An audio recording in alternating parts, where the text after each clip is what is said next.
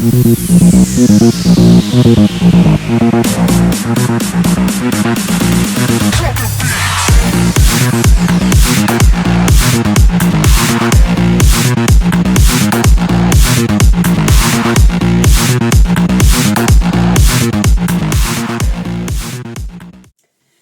à toutes et à tous, bienvenue dans cette nouvelle vidéo. On va encore une fois mettre les pieds dans le plat.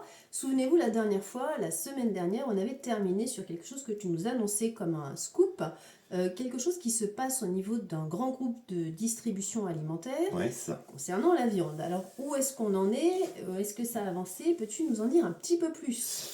Alors tout d'abord, bonjour à toutes et à tous, merci de nous rejoindre et surtout, j'insiste que vous pouvez partager toutes nos vidéos parce que c'est déjà la 8e, Sandrine. Tout à fait, c'est la 8e. Et on a des messages super sympas de votre part, de certains téléspectateurs et ça, nous sommes les plus heureux du monde. Téléspectateurs, je ne sais pas si on dit ça ou que c'est pas... Dans tous les cas, on fait de la vidéo. Voilà, donc, oui. c'est pas de la télé, mais ça pourrait l'être. Allez, on va passer ça. Je pense qu'on en reparlera un jour aussi de ça. Mais c'est tellement important de savoir ce qu'on mange matin, midi et soir, ce qu'on a dans notre assiette, que voilà, nos vidéos, je pense, sont vraiment d'ordre public. Alors, qu'est-ce qu'il se passe? Est-ce que le dossier a avancé? Alors déjà, je te montre une photo. Ah oui. Là, voilà. Donc, cette photo, ça fait pas envie.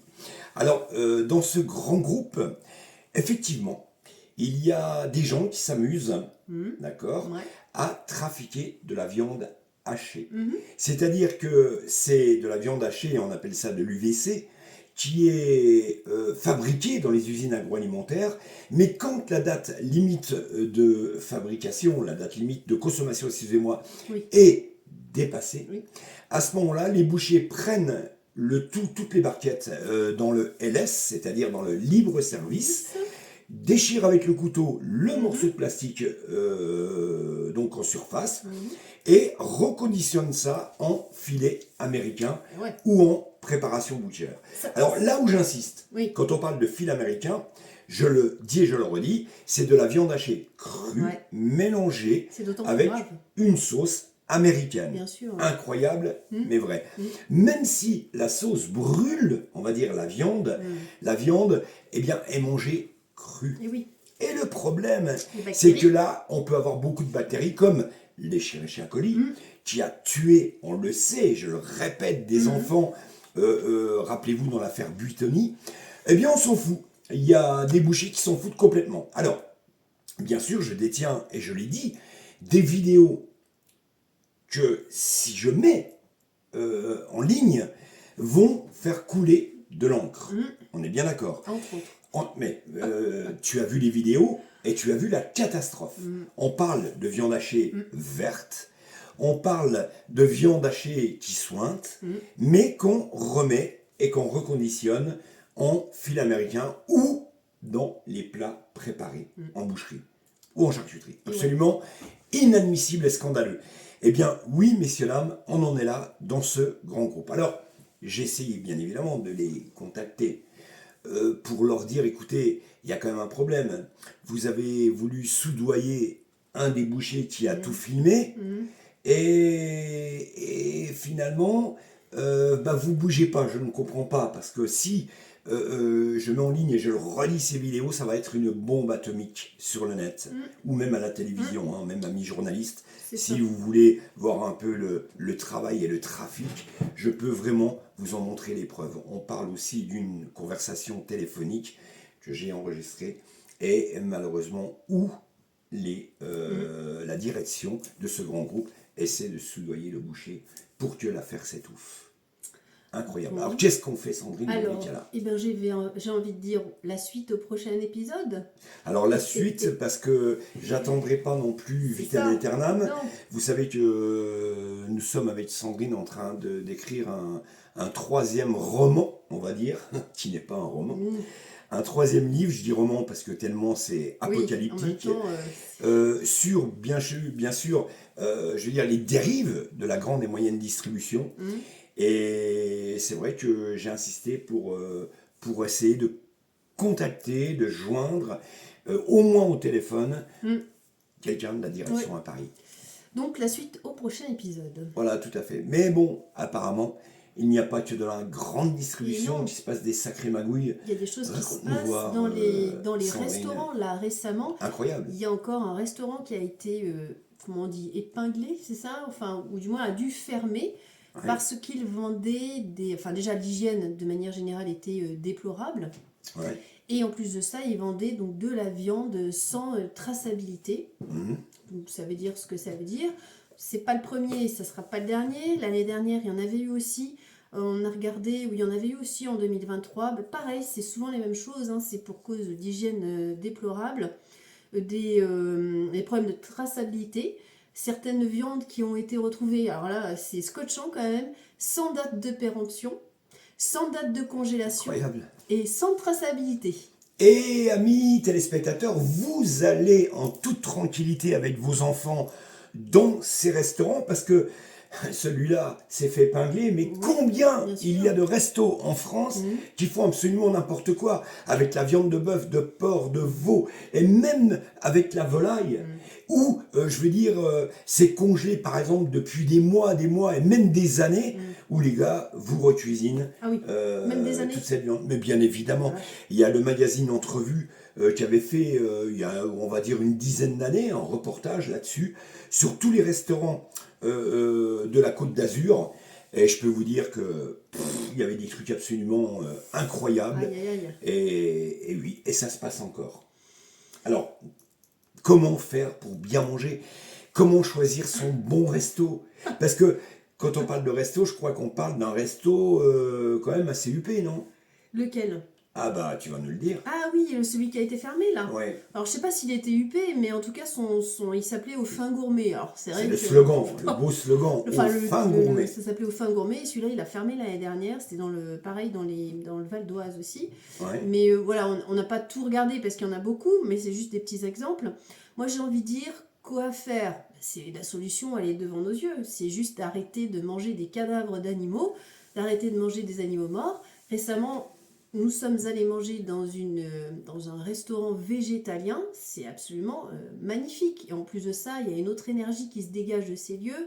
Il y a des gens qui me semblent plutôt sains, des gens super sympas qui servent des choses magnifiques et super bonnes et très ouais, bonnes pour la santé. Je veux dire, on n'a rien à perdre, on a tout à gagner.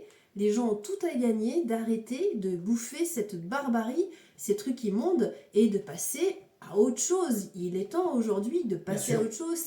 À mon sens, c'est complètement désuet de continuer à bouffer de la mort comme ça. Ça n'a aucun sens, ni pour sa santé, ni pour personne en vrai. Mais c'est quand même récurrent, tous ces problèmes qu'il se passe, je veux dire, dans la grande et moyenne distribution, dans les restaurants. On l'a vu dernièrement, l'année dernière, avec une femme qui est morte Hmm. à cause du Eh botulisme, oui, hein, où un restaurateur c'est vrai. avait très mal conditionné Je ses sais plus ce que conserves. c'était comme Enfin, c'est un truc de conserve, fou. mais Mais c'était... ça, mais, Oui, mais ça, tout est étouffé. oui. Hmm. Parce que c'est quand même Bah, ça fait plus de pas... Oui. 600 décès quand même par an, Ouais, de hein, ce qu'on sait. de ce qu'on sait, de ce qu'on sait. Et quand je dis que l'agroalimentaire, que ce que vous avez dans l'assiette est le taux de mortalité numéro 1 en France, Hmm. je ne vous raconte pas de bêtises, c'est vraiment la vérité et une Hmm. vérité absolument absolue. Ouais, donc aujourd'hui on le dit et on le redit, il n'y a pas besoin de manger des animaux morts et des cadavres pour être en bonne santé. Au contraire, au fil du temps, ça entraîne plein de problèmes, plein de pathologies. Alors que manger végétarien, voire même végétalien, tout est bénéf pour la santé, Bien sans sûr, carence, sans rien du tout, si on s'y prend juste un minimum comme il faut. bien Et sûr. franchement, c'est pas du tout compliqué, c'est vraiment très simple. Et on l'a vu également là dans un abattoir, ce qui s'est passé Ah dans le oui, Rhône, horrible. où la L214, bien évidemment, a pointé du doigt cet abattoir absolument incroyablement Mais, dirigé par des véreux. non mais, On coupe la tête oui. à des animaux vivants. Mais encore une fois, ce que dénonçait le 214, c'est vrai que ça fait très, quelque part, un peu ponctuel, où les gens vont se dire, ah ben c'est un abattoir parmi je ne sais plus combien Ah mais d'abattoirs en oui, France, mais 900 et ouais, quelques je crois. ouais, Et en vrai, ça se passe dans tous les abattoirs comme ça. Il faut arrêter aussi d'idéaliser la mort des animaux en pensant qu'ils vont pas souffrir, etc. C'est archi faux. bien C'est sûr, et archi les faux. animaux, même Toi-même, tu si l'as vu, tu le sais. il y a- je l'ai vu, je enfin, le sais, je l'ai pratiqué, les animaux qui sont soi-disant mais assommés, non. ne sont jamais assommés complètement. On les étourdit, soi-disant, mais ils ne sont pas du tout étourdis. Voilà. Et on le voit quand ils sont accrochés au S par la patte arrière. On les voit gigoter et souffrir et se vider de leur sang impunément. Donc, et tout ça, c'est des crimes, je veux dire, gratuits. Clairement, et aujourd'hui, continuer à manger, à bouffer de la viande, c'est clairement cautionner ces crimes à grande échelle, quotidiens. 3 millions d'animaux qui sont, j'ai envie de dire, torturés et sacrifiés par jour. C'est impensable. On est en 2024. Si on se considère, je redis, comme des êtres soi-disant évolués, et là je mets des guillemets, faut peut-être assumer le rôle d'évoluer. Alors maintenant, c'est vrai que en ce moment, on est en train d'étudier une viande qui serait, je veux dire, une viande qui ne serait pas une viande, ce serait une viande synthétique, on va dire presque comme ça. Ben là, je pense que tout le monde connaît mon avis là-dessus. Et là-dessus, c'est encore plus scandaleux, parce que là aussi, il va y avoir des sacrées dérives. C'est complètement dissonant, encore une fois. On est encore une fois dans le faux sujet et dans un faux sujet, tout simplement. Non, mais complètement. La solution, elle est absolument pas là. Alors, qu'est-ce que vous feriez, vous, amis téléspectateurs? À quoi pensez-vous quand vous avez dans votre assiette une bonne entrecôte, une bonne côte de porc ou un bon onglet? À quoi pensez-vous? Vous savez que vous mangez, malheureusement, un animal qui a souffert et vous mangez tout simplement du cadavre. Et là où j'insiste est vraiment sur le fait, parce que je sais que je radote, mais en toute sincérité, faites très attention, on vous empoisonne. Eh bien, on va tout de suite passer au rappel conso, sympathique encore une fois. Ouais, rappel conso, écoute, on va parler de quoi aujourd'hui? Tu verras. Magnéto. Allez, Magnéto, go.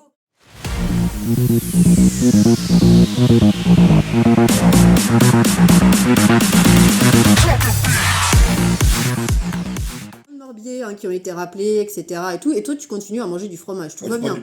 C'est pas du morbier, ouais, mais enfin bon, rappelé quand même. T'en as plein des fromages qui sont tout le temps. Mais qu'est-ce que tu bois là avec ton fromage? Alors là, je bois quelque chose de super naturel. Ah bon? C'est du jus d'orange. Du jus d'orange, c'est toi qui l'as pressé. C'est toi qui l'as pressé, bien entendu. Tu rigoles ou quoi? De quoi acheté, moi, t'as acheté du jus d'orange au magasin? Eh ben bien sûr. Tu sais que cette semaine, il y a eu des jus d'orange, la marque Innocent, ça me fait rire d'ailleurs, qui ont été rappelés parce qu'il y a eu un problème chez Leclerc au niveau de la rupture de la chaîne de froid. Non mais attends, je l'ai acheté chez Leclerc. Ouais, bah écoute, renseigne-toi. C'est possible que ça soit pas très bon. Donc je vais encore crever ou quoi? De toute façon, de manière générale, il faut savoir que le jus d'orange industriel, c'est une calamité. Enfin. Ça t'explose l'estomac, c'est hyper indigeste, ça n'apporte aucune vitamine. Ouais. Tu sais que dans le jus industriel, que tu vas acheter, il n'y a strictement aucune vitamine C, ni rien du tout. En fait, tu bois du rien. La merde, quoi. Tu bois du rien. La merde. Tu sais qu'il existe, Laurent, des vrais oranges, ça s'appelle des vrais oranges. Tu vas à Biocop ou à Panier Bio, à où tu veux. Tu achètes des oranges sanguines comme là, regarde, moi j'ai acheté ces belles oranges. Tu te l'ouvres en deux, tu te la presses ou tu te la manges comme ça, et là, t'as de la vitamine C. Là, t'en as. Et puis la semaine prochaine, tu vas repasser en me disant qu'il pique les oranges ou qu'il y a trop de pesticides, comme d'habitude. C'est des oranges bio. Et ça va aller à la poubelle. C'est des oranges bio, là, t'as aucun souci. Même chez le bio maintenant, d'après. Mais quand on t'écoute, de toute façon, tout est... Pas les oranges, Laurent, pas les oranges. C'est essentiellement les produits transformés, les produits ultra transformés, comme ce que tu bouffes, ou alors des cadavres animaux, ou des sous-cadavres d'animaux, comme les fromages et les yaourts, et tout ça. Tu sais ce que je vais faire? Je vais tout poser. Je vais arrêter de bouffer. Je vais me diriger tout de suite au magasin Gamme Vert. Gamme Vert. Et tu sais ce que je vais faire chez Gamme Vert? Parce que j'ai besoin de matériel d'outillage. Mais je vais aller acheter, parce que j'ai envie d'un bon pâté de campagne. Mais finalement, tu fais vraiment tout pour m'exaspérer, toi. Non, mais là, il n'y a pas de problème, Gamme Vert. Si.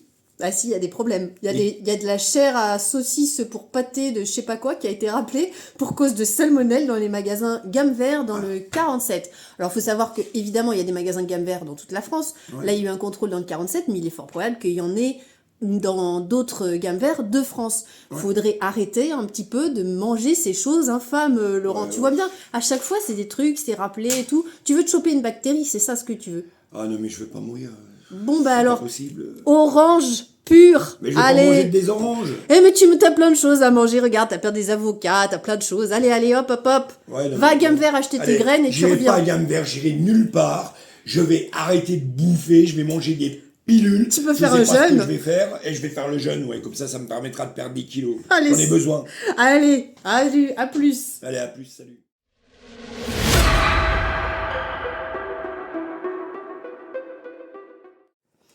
Bonjour, nous sommes allés à la Bouzoule, un village situé dans le centre de la France où nous avons rencontré Marcel. Salut. Ah là là, ça fait plaisir de te revoir, toi. Hein. Bonjour Marcel, Ouais, ça va salut. bien? Ouais, ça va super. Je suis en train de manger parce que j'ai passé une dure journée aujourd'hui, tu vois. Et c'est vrai, il faut reprendre des forces. Hein. Et vous mangez quoi Marcel? Bon, je mange tout le porc, tiens. Délicieux. Avec un peu de pain. La voisine d'à côté, elle fait son pain, c'est magnifique. Et vous mangez pas, c'est pas des côtes de porc de votre élevage que vous mangez? Dans mon élevage de cochon là, mon élevage à moi. Mais de la vie, on fait ça, oh. On mange pas ses propres animaux, tu vas pas bien, hein, ouais. Et pourquoi vous mangez pas votre Parce que vos c'est animaux? comme ça se fait pas dans l'élevage, hein, on mange pas nos propres animaux. Voilà, moi je m'en occupe et après, basta, et puis je vais au magasin, et puis je prends une côte de porc si j'ai envie, une côte de bœuf, etc. Oh, putain, le bal. Mais je ne comprends pas pourquoi vous ne mangez pas vos côtes de porc, les côtes de porc de votre élevage. Ouais, parce que c'est comme ça, les animaux, là, je les élève, voilà, je les entretiens. Bon, c'est vrai, des fois, faut dire, tu vas aller me chercher un peu dans la psychologie, hein, bon. C'est vrai, des fois, on s'attache, tu vois, des fois, t'en as un, il te regarde et tout, bon. Ils sont mignons, des fois, ils sont câlins, tout, bon, tu te dis, bon, voilà, mais c'est comme ça, écoute, qu'est-ce que tu veux, il faut bien vivre, hein, moi, tu sais, voilà, je vais te faire un secret, je vais te dire un secret, si tu veux. Pour ton émission, tu vas être content, là. Moi, je vais te dire, nous, on élève des cochons ici de génération en génération. Ça fait 10 ans, 10 années, 10 générations, excuse-moi. Ça fait 10 générations qu'on fait ça, la famille, d'accord? Toujours élever des cochons. Donc, qu'est-ce que tu veux? Il fallait bien reprendre l'exploitation derrière mon père. Parce que mon père, ce qui se passe, c'est que bon, moi j'aimais beaucoup mon père. Il a toujours travaillé dur. Toute sa vie, il a travaillé dur. Il était dehors, il avait des animaux, tout, il travaillait dur toute sa vie. Moi, j'étais pas très bon à l'école. Bon, ça va, je sais faire une addition, 1 + 2 = 4, tu vas pas me prendre pour un débile non plus. Et j'étais pas bon à l'école, et puis ben voilà, mon père il a dit écoute, tu vas pas faire comme tous ces branquignols à passer tes études là et tout, et puis pour travailler dans la bureaucratie, tu vas reprendre la ferme et basta, et au moins tu vas gagner ta croûte, et tu vas faire quelque chose de ta vie et de tes mains. Bon ben, voilà, j'ai écouté mon père, c'est normal, c'est comme ça, et je vais pas décevoir mon père, tu comprends? Mais vous n'avez jamais pensé de changer de métier parce que on voit que vous aimez les animaux, vos animaux, vous les caressez, vous le dites, et vous les emmenez à l'abattoir impunément. Mon pauvre ami, mais qu'est-ce que tu veux que je fasse, moi? Je t'ai dit, j'étais pas bon à l'école, je sais rien faire d'autre que élever le cochon, je peux pas faire autrement, tu comprends? Sinon, ben, je gagne plus ma vie. Ah, c'est sûr, bon, quand ils partent à l'abattoir, je vais pas te dire... Des fois, c'est pas facile, hein, tu sais, je parais rude comme ça, mais j'ai un cœur au fond de moi. Et puis, ben, ouais, des fois, c'est pas facile. Il y en a, ils te regardent un petit peu avec leurs yeux, là, et tu te dis, merde, mais qu'est-ce que tu veux, hein? Moi, j'ai 55 ans, maintenant, je vais pas changer, je continue comme ça, puis c'est tout. Puis après, ben, le gamin, il prendra sûrement la relève. Vous n'avez jamais décidé un jour de faire un autre métier? Je t'ai dit, je peux pas, je sais faire que ça. Bon, voilà, c'est tout. Allez, toi, ta psychologie, là, de balle, c'est bon, allez, fous-moi le corps maintenant, laisse-moi manger comme... Allez, tiens, bois un petit coup, ça va te détendre. Oui, est-ce que vous concevez un repas sans vin?